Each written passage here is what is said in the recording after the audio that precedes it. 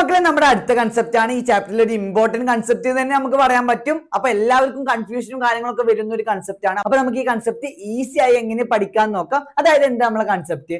Sum odd number of terms ആണെങ്കിൽ, അതായത് തുക നമുക്ക് തരും. പദങ്ങളുടെ എണ്ണം എന്താണെങ്കിൽ ഒറ്റ സംഖ്യ ആണെങ്കിൽ, അതായത് 9 പദങ്ങളുടെ തുക, 11 പദങ്ങളുടെ തുക, 15 പദങ്ങളുടെ തുക, 19 പദങ്ങളുടെ തുക, 31 പദങ്ങളുടെ തുക, അങ്ങനെ പദങ്ങളുടെ എണ്ണം ഒറ്റ സംഖ്യ ആണെങ്കിൽ നമുക്ക് എന്താ കണ്ടുപിടിക്കാൻ കഴിയുന്നതാണ് നമ്മൾ ഈ കൺസെപ്റ്റിൽ പഠിക്കുന്നത്. അതായത് പദങ്ങളുടെ എണ്ണം എന്താവണം? ഒറ്റ സംഖ്യ ആവണം. 10 പദങ്ങളുടെ തുക നമുക്ക് ഇത് കണ്ടുപിടിക്കാൻ കഴിയോ? ഇല്ല. 10 പറഞ്ഞ എന്താണ്? ഇരട്ട സംഖ്യയാണ്. നമുക്ക് തുക പദങ്ങളുടെ എണ്ണം എന്താവണം? ഒറ്റ സംഖ്യ ആണെങ്കിൽ നമുക്ക് ഈ കൺസെപ്റ്റ് യൂസ് ചെയ്യാൻ പറ്റുക. അപ്പൊ എന്താ ഈ കൺസെപ്റ്റ് നോക്കിയാലോ? അതായത് തുക പദങ്ങളുടെ എണ്ണം ഒറ്റ സംഖ്യ ആണെങ്കിൽ നമുക്ക് അതിന് മിഡിൽ ടേം കണ്ടുപിടിക്കാൻ കഴിയും. എന്താ കണ്ടുപിടിക്കാൻ കഴിയുക? മിഡിൽ ടേം, അതായത് മധ്യപദം കണ്ടുപിടിക്കാൻ കഴിയും. ഇപ്പൊ സപ്പോസ് നമുക്ക് തരികയാണ് the sum of first 9 terms of an arithmetic sequence is 180. അതായത് ഒരു സമാന്തര ശ്രേണിയുടെ ആദ്യത്തെ 9 പദങ്ങളുടെ തുക എത്ര തന്നിട്ടുണ്ട്? നമുക്ക് 180 തന്നിട്ടുണ്ട്. ഇനി നമ്മളോട് എന്താ കണ്ടുപിടിക്കാൻ പറഞ്ഞേ? Find the fifth term. 5ാം പദം എത്രയാണ് നമ്മളോട് ചോദിച്ചത്. അപ്പൊ ഇങ്ങനെ ഒരു ക്വസ്റ്റ്യൻ കിട്ടിയാൽ എല്ലാ കുട്ടികളും ഒന്ന് ആലോചിച്ചിരിക്കും. നമുക്ക് ഇവിടെ വേറെ തന്നിട്ടില്ല, ആദ്യ പദം തന്നിട്ടില്ല, പൊതുവ്യത്യാസം തന്നിട്ടില്ല, എന്നിട്ട് നമ്മളോട് 5ാം പദം കണ്ടുപിടിക്കാൻ പറഞ്ഞു. എന്താ നമ്മൾ ചെയ്യാന്നൊന്ന് ഏത് കുട്ടിയാണെങ്കിലും ആലോചിച്ചിരിക്കും. അപ്പൊ നമ്മൾ നോക്കേണ്ട കാര്യം, നമുക്ക് എന്താ തന്നത്? ആദ്യത്തെ 9 പദങ്ങളുടെ തുക, അതായത് S9 നമുക്ക് തന്നിട്ടുണ്ട്. ഈസിക്കൽ എത്ര തന്നിട്ടുണ്ട്? നമുക്ക് 180 എന്ന് തന്നിട്ടുണ്ട്. അപ്പൊ ഇനി നമ്മൾ നോക്കേണ്ടത് പദങ്ങളുടെ എണ്ണം ഒറ്റ സംഖ്യയാണോ ഇരട്ട സംഖ്യയാണോ? 9 പറഞ്ഞ എന്താ മക്കളെ? ഒറ്റ സംഖ്യ അല്ലേ? അതല്ലേ നമ്മളെ concept sum odd number of terms. എന്താണെങ്കിൽ പദങ്ങളുടെ എണ്ണം ഒറ്റ സംഖ്യ ആണെങ്കിൽ ഓഡ് നമ്പർ ഓഫ് ടേംസ് അല്ലേ ഇത്? 9 ടേംസിന്റെ സമ്മാണ് 180 തന്നെ. അപ്പൊ ഇങ്ങനെ തന്നെ ഞാൻ എന്താ കണ്ടുപിടിക്കാൻ കഴിയും പറഞ്ഞ നമ്മളോട്? മിഡിൽ ടേം കണ്ടുപിടിക്കാൻ കഴിയും. എപ്പോ മാത്രമാണെങ്കിൽ എന്താ കണ്ടീഷൻ? നമ്മളത് തുക എന്താവണം? പദങ്ങളുടെ എണ്ണം ഒറ്റ സംഖ്യ ആണെങ്കിൽ നമുക്ക് എന്ത് കണ്ടുപിടിക്കാൻ കഴിയും? മധ്യപദം അല്ലെങ്കിൽ മിഡിൽ ടേം കണ്ടുപിടിക്കാൻ കഴിയും. ഇനി നമുക്കറിയേണ്ട കാര്യം, 9 പദങ്ങളുടെ മിഡിൽ ടേം എത്രാമത്തെ ടേം ആയിരിക്കും? അതെങ്ങനെ നമ്മൾ കണ്ടുപിടിക്കുക? 9 പദങ്ങൾ തന്നു, അപ്പൊ എത്രാമത്തെ ടേം ആക്കാനും മിഡിൽ ടേം? 4 ആണോ 5 ആണോ 6 ആണോ? അതെങ്ങനെ നമ്മൾ കണ്ടുപിടിക്കുക? അത് കണ്ടുപിടിക്കാൻ നമ്മുടെ അടുത്തൊരു ഇക്വേഷൻ ഉണ്ട്. n+1/2 ടേം ആക്കാനും മിഡിൽ ടേം വരിക. അതായത് 9 ആണെങ്കിൽ എന്താ വരിക? 9 + 1/2 ഈക്വൽ ടു എന്ത് വരും? 10/2 ഈക്വൽ ടു ഫിഫ്ത്ത് ടേം ആയിരിക്കും മിഡിൽ ടേം.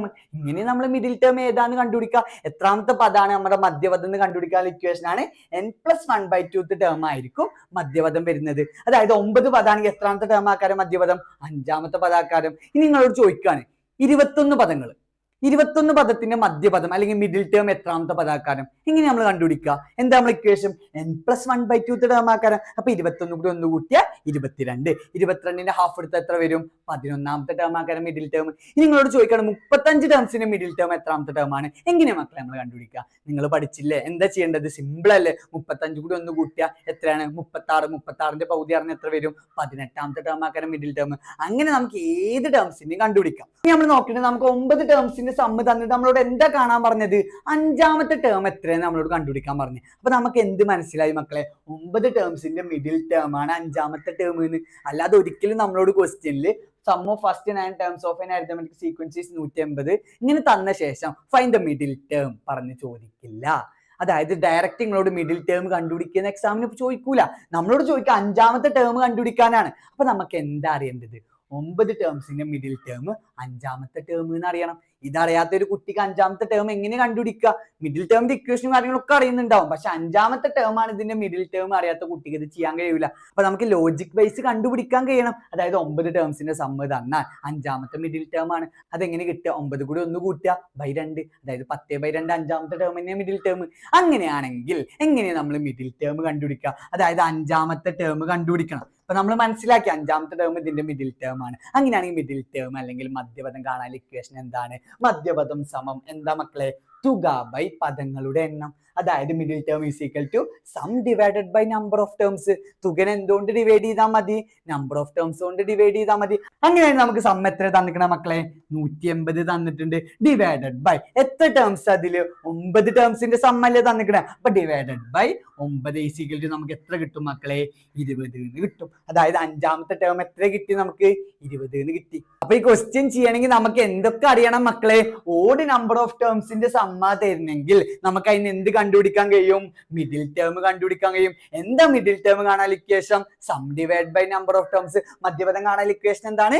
തുക ബൈ പദങ്ങളുടെ എണ്ണം. 9 ടേംസിന്റെ മിഡിൽ ടേം എത്രാമത്തെ ടേം ആണ് അറിയണം. എത്രാമത്തെ ടേം ആണ് നമ്മൾ എങ്ങനെ അറിയാ? അതിക്കൂടി 1 കൂട്ടുക, എന്നിട്ട് ബൈ 2 എടുക്കുക. അതായത് 9 + 1 = 10. 10/2 പറഞ്ഞ 5. അഞ്ചാമത്തെ ടേം ആണ് മിഡിൽ ടേം. 9 ടേംസിന്റെ സമ്മ് തന്നാൽ നമ്മളോട് എന്താ കണ്ടുപിടിക്കാൻ പറയാ? 5th ടേം കണ്ടുപിടിക്കാൻ പറയാ. അപ്പൊ നമുക്ക് അറിയണം 5th ടേം ഇതിന്റെ എന്താണ്? മിഡിൽ ടേം ആണ്. അങ്ങനെയാണെങ്കിൽ മിഡിൽ ടേം എങ്ങനെ കാണാ? Sum divide by number of terms ആണ്. അപ്പൊ നമുക്ക് 150/9 = 20 എന്ന് കിട്ടും. അങ്ങനെയാണെങ്കിൽ മക്കളെ നമുക്ക് ഒരു ക്വസ്റ്റ്യൻ നോക്കിയാലോ. ഇത് നമുക്ക് എന്താ തന്നിക്കണേ? The sum of first 13 terms of an arithmetic sequence is 390. Find the 7th term. നമുക്ക് എന്താ തന്നിക്കണേ? ഒരു സമാന്തര ശ്രേണിയുടെ ആദ്യത്തെ 13 പദങ്ങളുടെ തുക എത്ര തന്നിക്കണു? 390 തന്നിക്കണു. ഇനി എന്താ നമ്മളോട് കണ്ടുപിടിക്കാൻ പറഞ്ഞത്? 7ാം പദം എത്രയെന്ന് നമ്മളോട് കണ്ടുപിടിക്കാൻ പറഞ്ഞത്. അപ്പൊ ഇങ്ങനെ തന്നു കഴിഞ്ഞാൽ നമ്മൾ ആദ്യം എഴുതേണ്ടത് S13 = എത്ര നമുക്ക് തന്നിക്കണു?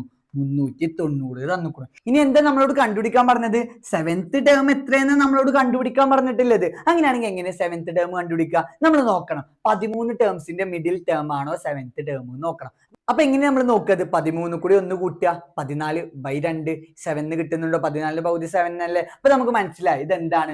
13 ടേംസിന്റെ മിഡിൽ ടേം ആണ് 7th ടേം എന്ന്. അങ്ങനെയാണെങ്കിൽ നമുക്കറിയാം ഓഡ് നമ്പർ ഓഫ് ടേംസിന്റെ സമ്മ തരുന്നെങ്കിൽ, അതായത് 9, 11, 13, 15 അങ്ങനെ ഓഡ് നമ്പർ ഓഫ് ടേംസിന്റെ സമ്മ തരുന്നെങ്കിൽ നമുക്ക് എന്ത് കണ്ടുപിടിക്കാൻ കഴിയും? മിഡിൽ ടേം കണ്ടുപിടിക്കാൻ കഴിയും. എന്താ മിഡിൽ ടേം കാണാനൊക്കെ ശേഷം sum divided by number of terms. അപ്പൊ നമുക്ക് സം ഇവിടെ 390 തന്നിട്ടുണ്ട്, ഡിവൈഡഡ് ബൈ എത്ര ടേംസിന്റെ ആണ്? 13 അല്ലേ? 13 = നമുക്ക് എത്ര കിട്ടും? അതായത് 390/13 പറഞ്ഞാല് 130 10 വട്ടം, 20 വട്ടാവുമ്പോ 260, 30 വട്ടാവുമ്പോ 390. അതായത് 7th ടേം നമുക്ക് എത്ര കിട്ടി മക്കളെ? 30 കിട്ടി.